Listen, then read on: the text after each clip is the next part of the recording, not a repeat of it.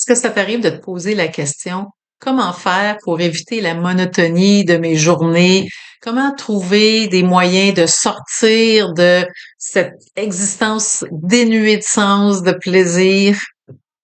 Imagine-toi si tu pouvais métamorphoser ta routine pour insuffler des petits moments de plaisir, de bonheur, d'épanouissement au travers de tes journées. Aujourd'hui, je te propose de découvrir 6 habitudes qui vont te permettre de t'épanouir davantage dans ta vie. Je me présente, Diane Robin, je suis coach et formatrice. Je suis ta meilleure alliée dans le développement de ta résilience et de ton bien-être. Ma mission, c'est d'aider les gens à découvrir c'est quoi les facteurs qui permettent de s'épanouir et d'installer dans leur vie des stratégies qui vont justement leur permettre de s'épanouir davantage. Parce que je crois que quand on arrive à s'épanouir personnellement dans notre vie, on crée une société qui s'épanouit dans son ensemble davantage. On contribue à créer une société beaucoup plus épanouie. Donc, 6 habitudes. Première habitude, génère des émotions positives dans ta journée. Puis une des meilleures façons de générer de la positivité dans tes journées, c'est la gratitude. Il y a toujours quelque chose pour lequel tu peux être reconnaissant dans ta journée. Euh, et donc, pratiquer la gratitude, ça peut être de dire à la fin de la journée, je vais noter une, deux, trois choses qui ont bien été pour lesquelles j'ai de la reconnaissance. Ça peut être au repas du soir avec la famille de dire, hey, tout le monde, on fait un tour de table, on nomme une chose pour laquelle on est reconnaissant dans notre journée. Ça peut être aussi de prendre la peine de remercier les gens qui font quelque chose pour toi. Donc, première habitude.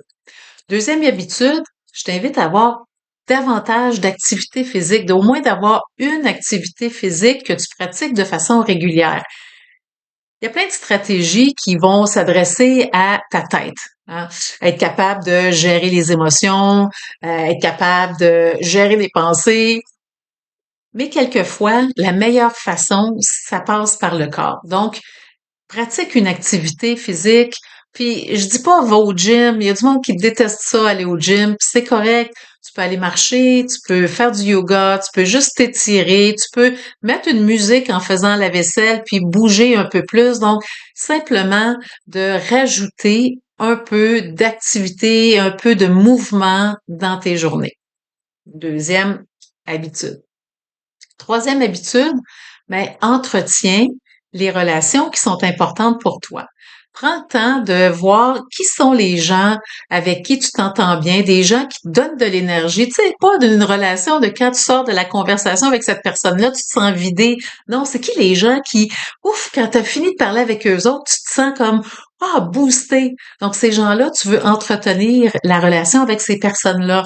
Donc, prends le temps d'organiser un café, une rencontre sur Zoom, aller marcher, tiens, pourquoi pas combiner une activité physique avec le fait d'être avec une autre personne, mais justement, développe la qualité de tes relations pour être plus heureux.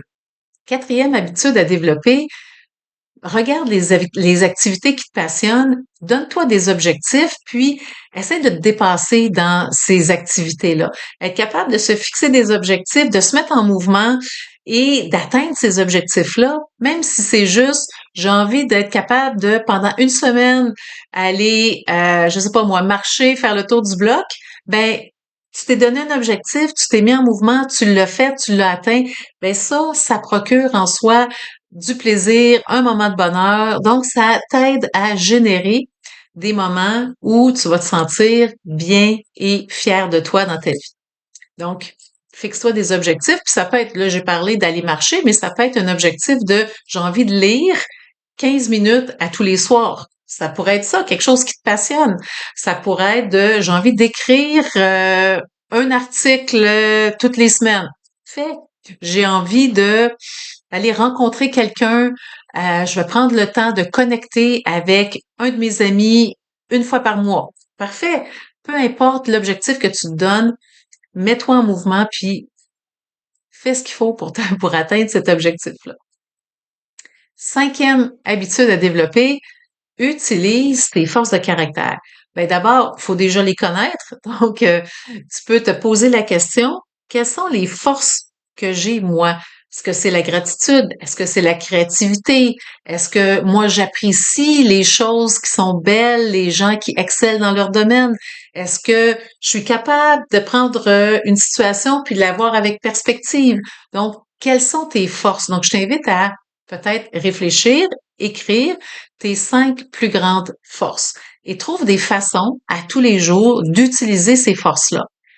Personnellement, quand j'étais au travail, ben souvent je me disais, OK, une de mes forces principales, c'est la créativité et la curiosité.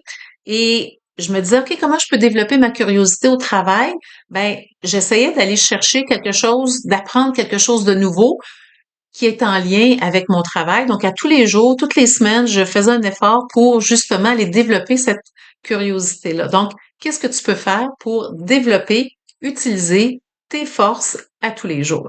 Quand on est dans nos forces, je te donne un indice, quand tu es en train d'utiliser une de tes forces, tu fais quelque chose dans lequel tu excelles. Tu fais quelque chose qui te donne du plaisir et qui te donne de l'énergie. T'es dans ce qu'on appelle des moments de flow où t'oublies l'heure, t'oublies tout autour, puis t'es vraiment concentré dans l'activité que tu fais. Ça, c'est un indice que tu es probablement en train d'utiliser une de tes forces. Donc, c'est ça, c'est notre 5e habitude. Et la dernière habitude, trouve quelque chose qui donne un sens à ta vie. Réfléchir sur les éléments qui te donnent un sens, ça permet de nourrir notre bien-être. Alors, je te propose un petit exercice. Prends ton téléphone dans la section des photos, mets toutes les photos, puis fais défiler les photos 3, 4, 5 fois, puis arrête-toi n'importe où, là. Choisis une photo, puis dis-toi pourquoi j'ai pris cette photo-là, en quoi cette photo-là est importante pour moi. Et ça va te donner des indices sur les choses qui sont importantes pour toi. Trouver un sens. On veut pas se poser la question, c'est quoi le sens de ma vie, mais on veut trouver des activités qui sont significatives. C'est quoi les choses que tu fais qui t'amènent du plaisir, qui sont importantes? Tu manquerais surtout pas ça. Est-ce que c'est le repas du dimanche en famille, par exemple? Hey, je manquerais pas ça. C'est-tu, à tous les mois, tu as une sortie avec les amis, puis vous allez faire une activité particulière? Ben, hey, ça, ben, OK, ben, ça veut dire que ça donne un sens à ta vie. Donc, prends le temps de mettre à ton agenda des activités qui donnent un sens à ta vie.